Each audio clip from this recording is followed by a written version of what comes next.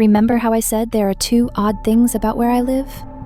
Well, besides our night whistler, everyone in my neighborhood is really lucky.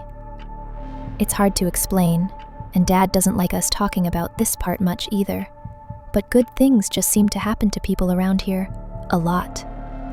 Usually, it's small things. Winning a radio contest, or getting an unexpected promotion at work, or finding some arrowheads buried in the yard. You know, the authentic kind. The weather is pretty good, and there's no crime, and everybody's gardens bloom extra bright in the fall. A million little blessings, I've heard my mom say about living here. But the main reason we stay here, why we moved here in the first place, is my sister Nola. She was born very sick.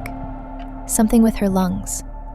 We couldn't even bring her home when she was born, only visit her in the hospital. She was so small, I remember. Small even compared to the other babies. A machine had to breathe for her. We moved into our house here to be closer to the hospital. As soon as we moved here, Nola started getting better. The doctors couldn't figure it out. They chalked it up to whatever they were doing, but we all could tell they were confused. But my parents knew. Even I knew. Nola getting better was just another of the million little blessings we got for living in our neighborhood.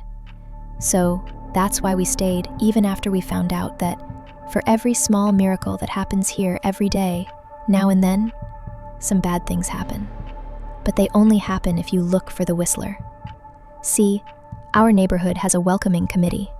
They show up with macaroni casserole and a gift basket and a manila folder whenever someone new moves in.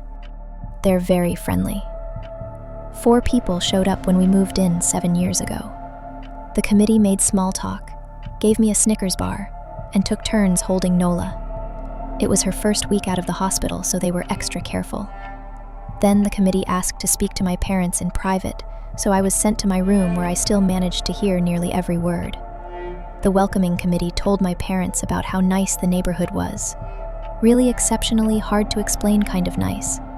And then they told my parents about the even harder to explain whistling that happened every morning at 3:03 and ended at the tick of 3:05. The group, our new neighbors, warned my parents that the whistling was quiet, would never harm or hurt us, as long as we didn't look for what was making the sound. This part they stressed, and I pushed my ear into the door, straining to hear them.